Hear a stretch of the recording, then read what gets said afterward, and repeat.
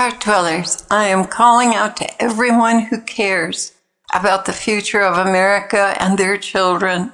I am especially appealing to prayer warrior groups and organizers of prayer teams. I have come to believe that President Trump will soon be assassinated unless we do something. You will travail, dear ones, if we do not stop this through prayer. Better to travail now in prayer than after the fact. Mike from around the world had a dream 21 times since 2011 about a coffin in the very front of one of our Washington headquarters. I think it was the Capitol steps, but I'm not sure. Mike saw the face of the person in the coffin, but will not disclose it. I do not have the exact details of the dream because it would take too much time to find them in all his teachings. I also had a dream about an extremely tall man wearing a business suit with a gun in his right-hand suit pocket who was allowed to enter into a room in which he seemed to be alone with President Trump. I had the strong impression he was there to kill him. This man had a familiar face, like someone who had worked with the president in the past. As I said, this man was extremely tall. Note, whether this dream was symbolic or literal, I do not know. There are many ways to assassinate, and not all require guns. Whether a man who is going to try and assassinate President Trump is that man, the tall man, or associated with him, I do not know. Moving on with Mike's commentary, the coffin was draped in an American flag, and Melania Trump was standing beside it. I believe the man in the coffin was President Donald Trump. There was tremendous sadness in the crowd of thousands who were present. And if I have it right, later rioting and total chaos broke out when a man whom I believe was the murderer was escorted down the stone steps by the police. Mike said he knew who the man was. He recognized him. This was not just the death of a man. It was the death of the only hope of a nation. My precious heart dwellers, we are facing the very end of America. As it stands now, President Trump will be assassinated and die. If this happens, we will all grieve and travail. Tonight, the Lord put it on my heart to pray against it.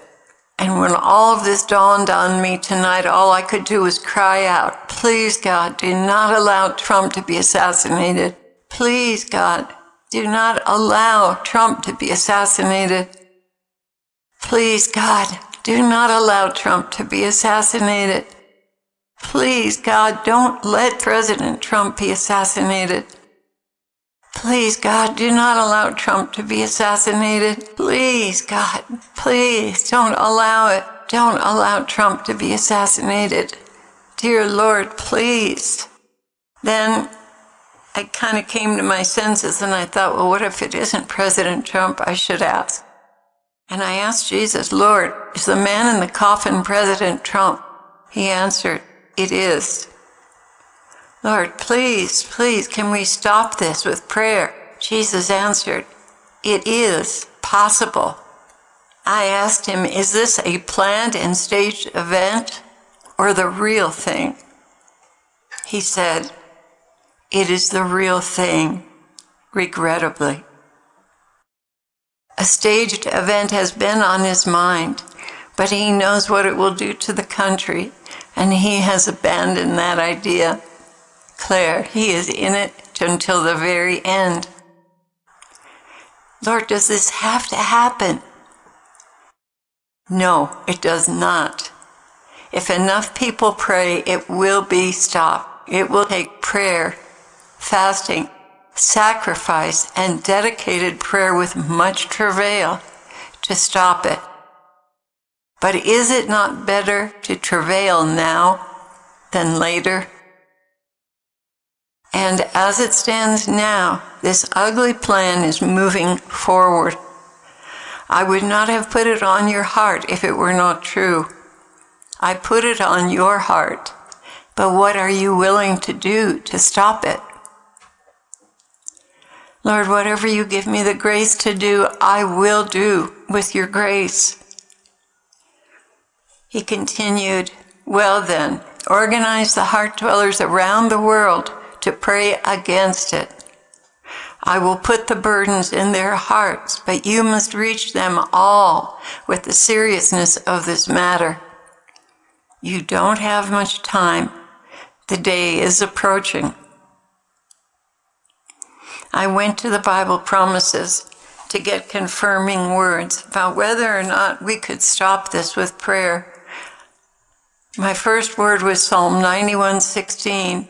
I will please him with a long life, and I will show him my saving power. And the second one was Proverbs 9:11. For by me your days will grow in number, and years will be added to your life. Do you see, heart dwellers? There is hope. He gave us Proverbs and a Psalm to stand on. Stand on these and declare them with all your might. Now, dear family, this is not just the loss of a figurehead of justice and liberty for America and real Americans.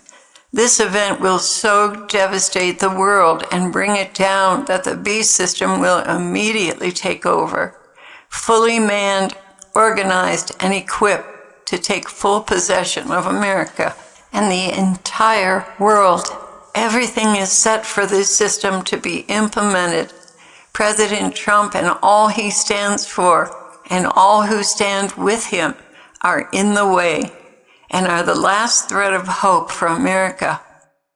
If he is assassinated, a deep, dark depression will settle in on all Americans who believe in their country, and the enemy will take over everything in a heartbeat.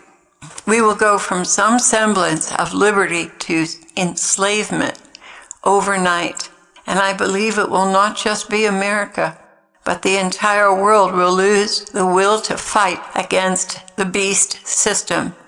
There will be unprecedented sorrow and travail, and only the ones who love Jesus without regard for their lives or their children's lives will be able to keep their faith. This event will set the stage for Christians and dissenters to be rounded up and executed. I believe Muslim cells will also be activated and given the order to murder Americans where they stand, at home, in school, shopping, etc., in the wilderness, in every walk of life, wherever they can be found. President Trump and his entire movement, what he represents, is our only hope right now. If he goes, the whole movement behind him will be devastated and fall into a nosedive, allowing evil to take over, and the whole world and those countries that had the backbone to resist the beast system as well will go down. Heart dwellers, this is a call to travailing prayer, or as much prayer as you can muster to stop this event. Please pray and continue to pray until the Lord releases you. Jesus' final words to me were, "It is in your hands, America.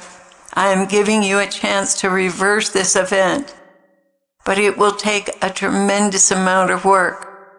It's either travail now in prayer to save his life, or travail in bondage when you lose your country. It is in your hands."